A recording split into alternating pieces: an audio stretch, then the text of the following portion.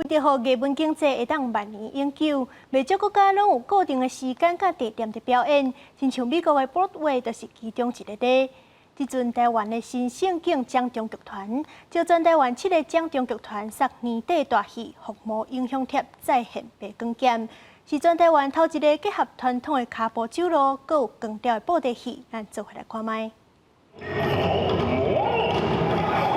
对招人吸收天地灵气，破壳而出，正做一只叫红罗刹的妖灵，准备大闹天界，小偷万气。红罗刹化作肉身，危害人间，为忧国度英雄，团结伏魔，才通太平盛世。这摆是一个真大的突破，布袋内底有讲忠孝节义，啊有的可能是兴业正义，啊那这次我感觉有一个中心思想，因为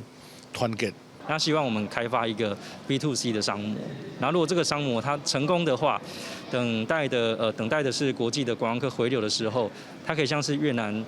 水上木偶剧这样子的一个表演形式。那每年固定的时间呢，特定的地点都有人进来看戏。 编剧导演朱尚普发挥动画专长，阿兄就伫台顶人红啊，传承新盛景奖中剧团第一代团主的心愿。唔那光调布景显目团旗，就连外台戏的戏台也规个搬入台北西门红楼，呈现英国内台戏园布袋戏上界繁华的时代。上欢喜就是全国所有老中少拢联合在一起，叫一寡新观众出来。会解这个艺术的人吼，会来从事这个行业的人吼，伊袂惊摇巴肚啦，巴肚下较暗的，